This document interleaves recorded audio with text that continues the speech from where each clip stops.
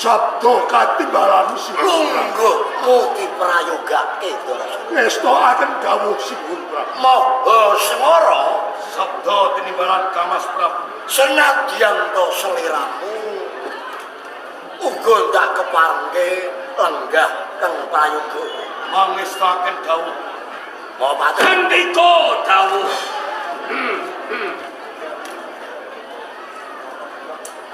Kanjeng Prameswari Diparing dawuh. panjenenganku arsa ngembat praja lamun mengkono duna dungkape dawuh pangendikaku seliramu go ndak keparengke atur pemut yo Kanjeng Oh ngaten nggih sendika. sawetara lungguh sing penak Ngestokaken dawuh. bali marang Rekian Patih Dara Seta Sabda katimbalan Sinuwun Prabu. panjenengan sun arsa mundhut pirsa sawise panjenengan sun kagungan putra mantu dewa saka ing kayangan ora liya pukulun Indrajaya pejajaran kepiye to Sinuwun Prabu Manjusri sesembahan miwah pepunden. Sasampunipun panjenengan kagungan putra mantu dewa. ya Pejajaran owawanipun kathah wewangunan katon temata. Saya-saya kawula ingkang mapan wonten ing Karang Pradesan ya pakaryanipun olah tetane, olah kedhok bumi. Wah, wulu pametunipun menika tigal teka. oh pawektune teko Leres saya malih tiyang nenanem taneman menika elok sanget. eloke piye to Tiyang nanem semangka. nandur semangka Nggih, ya piye to semangka menika limrahipun menika rak namung sakendi sakendi-kendi. Lho, sareng panjenengan kagungan putra mantu dewa. sawise kagungan mantu dewa ya piye Semangka ya semangka sak menika wohipun menika sak gentong-gentong. Dara Seta Dawuh awit kabeh kuwi saka sabuape anak mantuku Bathara Indrajaya to kaluhuran kasihan. seliramu percaya Nggih, seliramu pitados.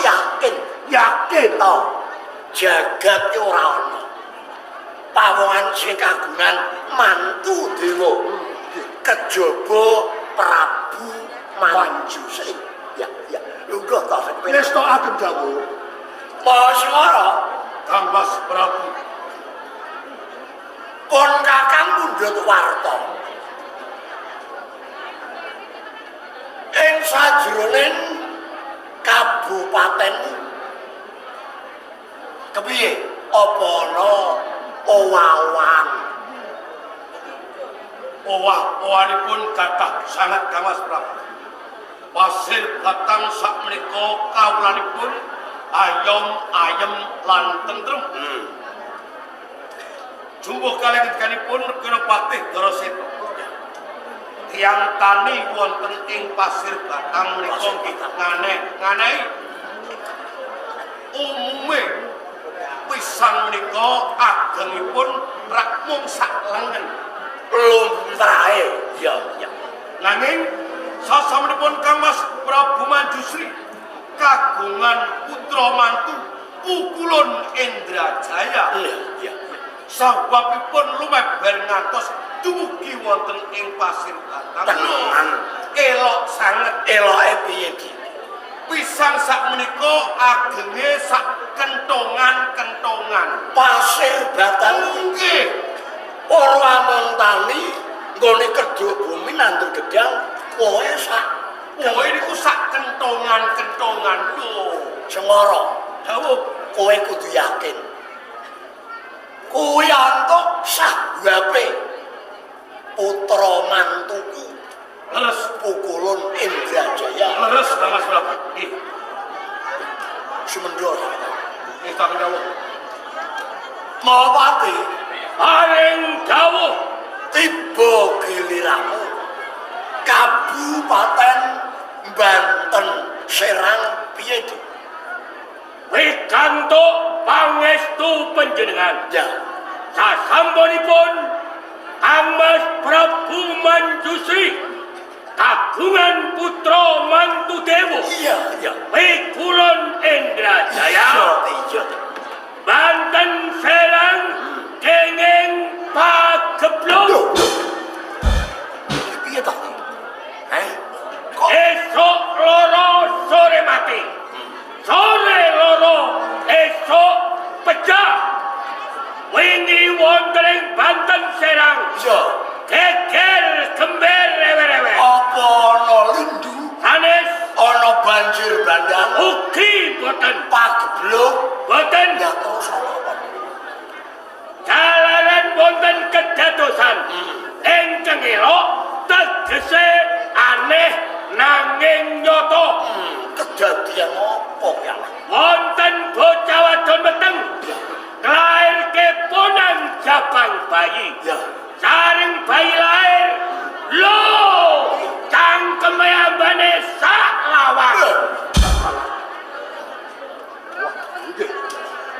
Hei, Dawuh, omongmu kok nelepok. Lho apa ya umum?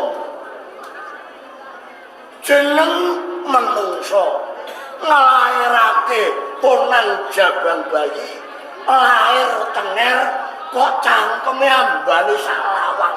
bayi lair cangkeme ambane sak lawang. Lho kuwi nggih mangan apa? Nggih nguntal semangka sing padha gentong, nggih gaglak gedang sing sak kentongan. Ayo kowe.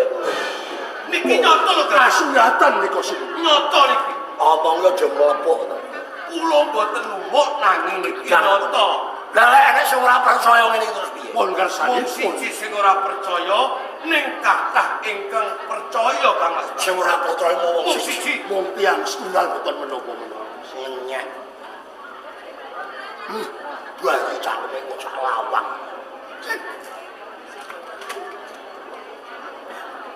Terus itu Katimbalan kula Maha Semara dawuh pun kakang anakake Pasuwanan Agung ing praja Pejajaran. Kuwi sejatine pun kakang mung bakal paring dawuh ngenani rampung daupe pulunanmu Purbararang lan Pukulun Indrajaya. Panjenenganku bakal nanakake sesukan Ambalwarsa dipun pahargya lawas Hardiyo ngerawake tamu saka Patmanca negara. Lho rek dene sing kagungan kersa kuwi ratu. Ben aja nganti nglimsemake asmane. Kira-kira Dara Seta nyumbang tontonan menawi kangge nyugata tamu ya. mangke yen pinuju dahar kembul. Sepisan kula badhe nyumbang mendha utawi wedhus ingkang cacahé Akeh kira 150. Lajeng keramaianipun dipun tanggapaken tayub. ayo Cacahé ledek iku 100. nang Saestu ayo terus apa sing 100 ledekipun 101. cacahe ledek 100 Kersanipun Jogetipun 100. 100. Jogetipun 100. bagus cocok dasar sing calon duwe gawe ratu Dasar kowe ora sesembah. tidur nyumbang Wah, mboten wonten ruginipun. Lah, 100. Boswara, Dawuh Mas Prabu. kira-kira kowe nyumbang tontonan apa? Oleh dene ingkang kagungan kersa menika sedulur sepuh kula Ratu Gong Binetara. Ya. Kula badhe nyumbang tontonan dangdut. Woi. Dangdut palapa 40 dina 40 bengi. Romansa rong sasi uput. Nggih nyenengke cak napa? Tenan piye? Nggih. Lah sing bayari sapa? Sing bayar kula dhewe. Sing bayar yo kowe. Nggih. Dadak. Mau pati? Dawuh. Kira-kira kowe nyumbang apa nih? Kula nyumbang tontonan dangunipun 3 taun. Tontonan ingkang dereng nate wonten ing negari Pajajaran. Tontonan sing urung tau ana ning Pajajaran. Karsanipun kawula Pajajaran sami gumun. Leres dangunipun 3 taun. 3 taun. Tontonan menika kathah oglen. Kula badhe ndatengaken sak kata-katahe kethek. Kethek kelompok teng alun-alun Pajajaran. Ya.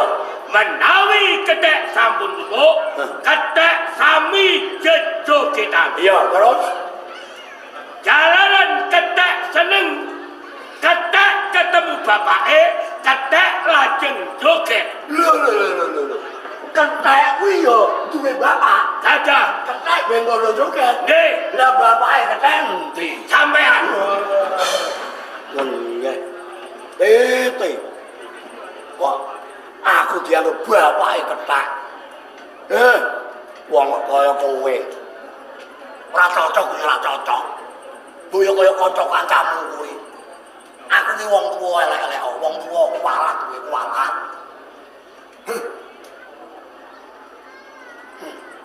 Terus itu, Wonten dawuh sing kang pungkasan. Wong ratu mandustri Pajajaran arep duwe gawe nyobya putra sing ndang tresnani. Panjenenganku mbutuhake sembelian kanggo nyunggata rawuhing para tamu ing Pajajaran. Kira-kira kowe nyumbang sembelian.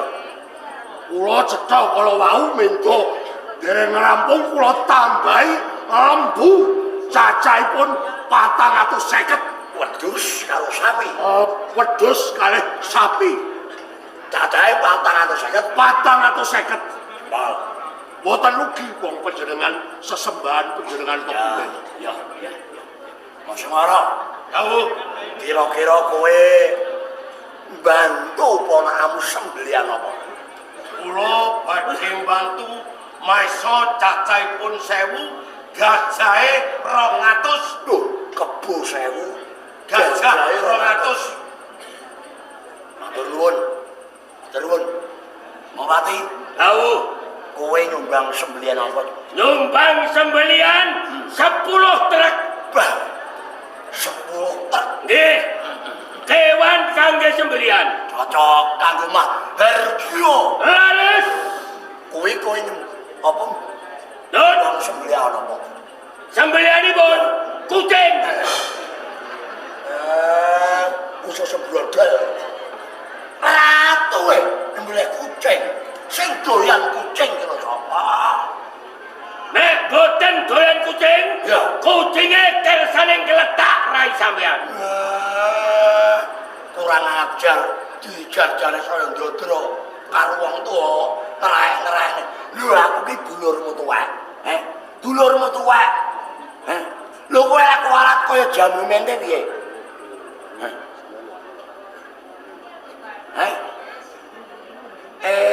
Dijar-jarno kok wani-wani karo wong tuwek.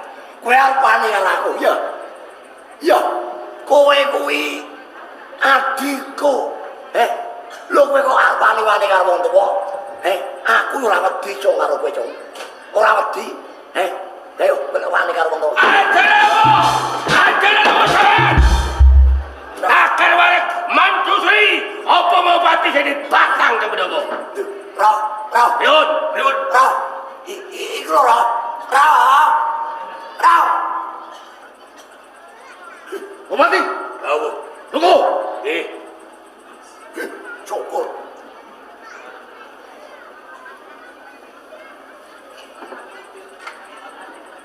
Medek no wong girang. Kang Mas Prabu niki yen wedi aja pisan-pisan wani, yen wani diadepi. Lho, siapa bisa? Mbah anggap aku wedi karo Mawati. Iya. Nyatane Mawati nih gak bisa kok. Lah aku ora iso niku. Ayo. ajeng jajar ae lho. Monggo, ngri. Tak jojo tenang. Monggo.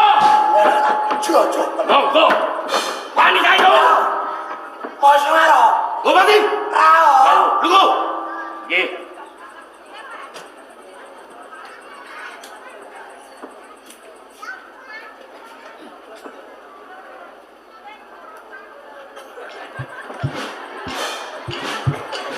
Oh, aturan kakak Mas Prabu.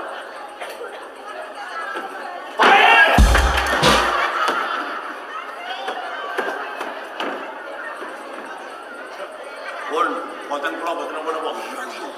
Aturan lega. Iku lho kan mlebokno. Oh, Bupati. Tahu. Kakak.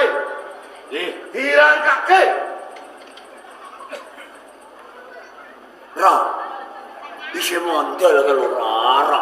Dibleske. Monggo. Ya. Aduh. Nuwun sewu sih.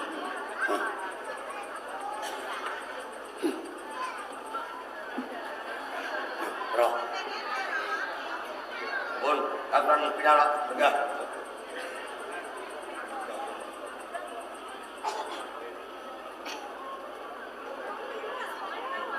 Mosok ora. Tahu.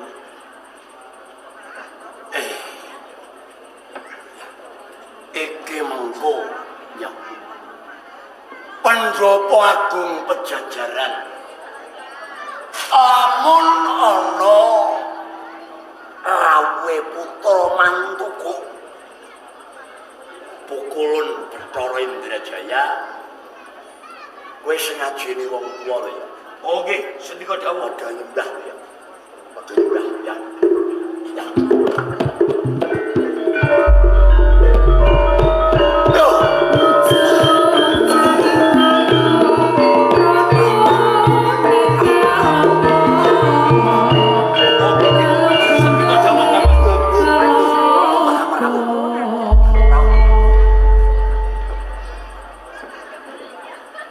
Nyuwun sewu pukulun. Rawuh paduka kula ngaturaken pangabekti.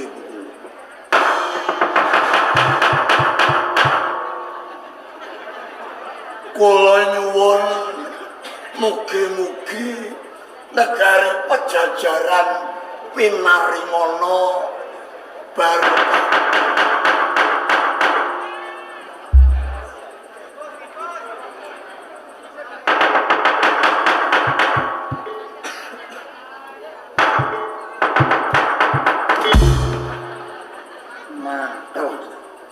Jebul sing rotak-rotake kowe.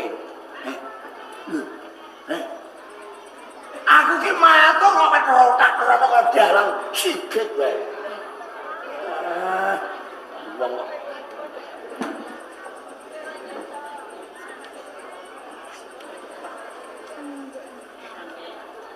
Pukulun ngaturaken sumemeh pangabekti kunjuk.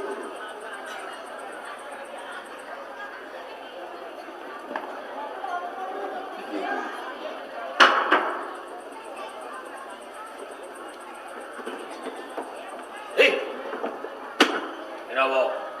Kowe iki karepmu piye iki? Yo, kabeh sedulurmu padha nyembah. Lho kok malah ora nyembah karepe kualat kowe. Nyembah sinten? Nyembah mantu dalam Kualat, Pukulun kualat. Indrajaya. Lembah Indrajaya. Aras-arasan Jadalah. Ra. Ben kualat kaya jambu mente. Ana dewa rawuh kancane do nyembah. Lho, mengko ora do nyembah dhewe ben kualat.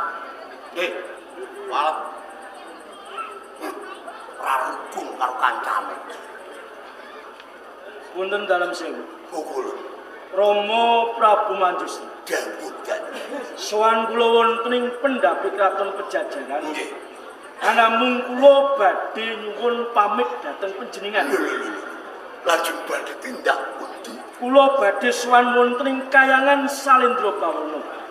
Kula badhe matur wonten ngersanipun Rama Pikulun Gurudewa menawi wedal sak mangke kula sampun pinanggih kaliyan jodoh kula satunggalipun pawestri ingkang mapan wonten ing Arcapada boten sanes namung diajeng Purbularan. Pukulun. Menapa atmojo kula badhe dipun kanthi minggah wonten ing Kahyangan Salendra Bawana. Kangmas Pikulun Indrajaya. Diajeng Purbularan. Kaleresan sanget menggawe kula.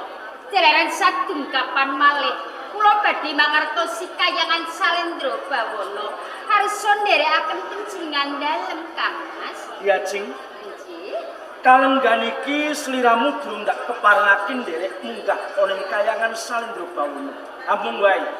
Lamun Rama Pikulun Gurudewa wis ngeparengake sliramu bakal ndak kanthi karepen kabeh para kadang durandana nderek ngestreni wong ayu. Oh, kados ngaten cik. Mboten dados menapa Kangmas. Yen ngono pun Kakang nyuwun pamit. Ingkang sugih pangatos-atos nggih Kangmas. Nderekaken supun tindak Pukulun.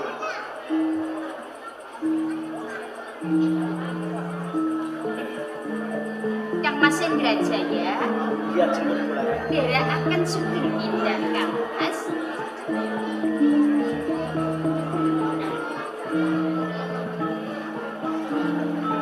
Kangmas Indrajaya. Diajeng Purbularan. Monggo Kangmas.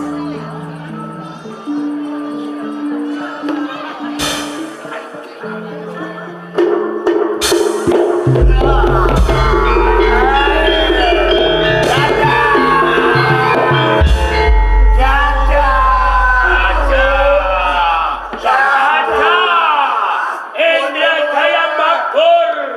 Blusuk mendung ben ora iso metu yo ben dadah. Dadah napa? Kowe iki bento. Pripun? Indrajaya kuwi mabure rono. Nggih. Lho kok dadah-dadah madhep roni. Sing denge dewa niku awas. Ibarat mripat sewu niku dewa. Menawi dewa Indrajaya niku dewa sing awas. Najan mabure mriku kula dadah madhep mriki nggih tetep weruh dadah Indrajaya. Alah mbote opati. Ngajal. Lho. Wong. Kanjeng Rama Prabu Manjusri. Iya putraku wong ayu. Kaleresan sanget dinten menika dinten piswanan agung. Saka guru wonten Pejajaran sami nderek sebo wonten Kaya ngono. Rama. Rene sak mriku kula sampun kawengkuti ning Kyai Kakung. Ya. Malah garwa kula mboten sadengah jalma limprah. Nanging dewa saking Kayangan Salendra Bawana pramila Rama. Dinten sak menika ugi kula badhe tambah jimat asma Betari Purbararang.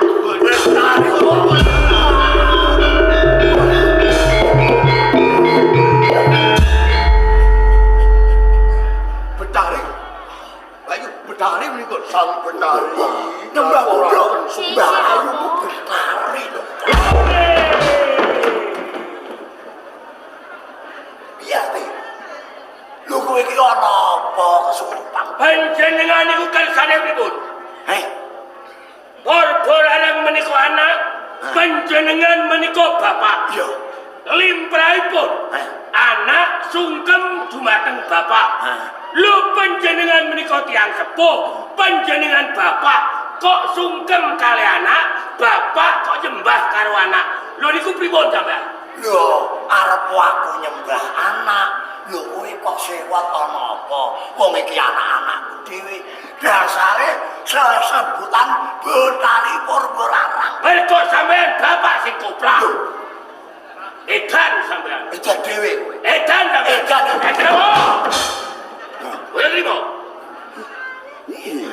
Omali. Tahu. Sang. Iya.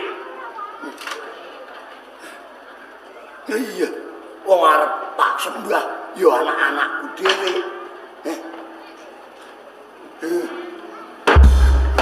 Roh. Iku sing lakuku larang lho, Roh. Mun lajur ya ben wewe dhewe ae. Wong ora kena dijak rukun karo dulur. Betari Purbararang. Dawuh dalem Rama. Iki terus miturut saka panemumu kepiye? Pisuwanan dipun bibaraken kemawon Rama. Pasuwanan dibubarake. Nggih, ngantos sarawuhipun Kangmas Pikulun Indrajaya. Kaya ngono. Kados ngaten. Tak derekke Betari Oh, Purbararang. ngaten. Monggo pisuwanan dipun bibaraken Pak. Mangistaken sang sari. Ageng dawuh Sang Betari.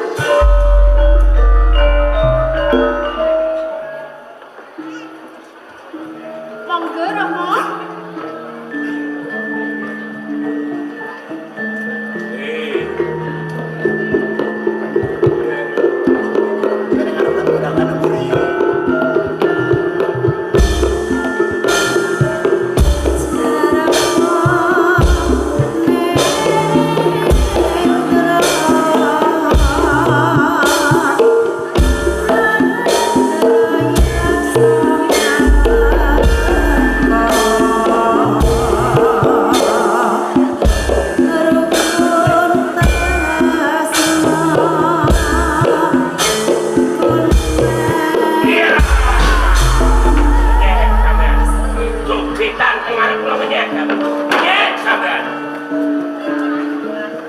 Jagat Dewa Bathara ya jagat mawis tunggu saya sepuh nanging lagiane bali kaya bocah cilik goro Indrajaya goro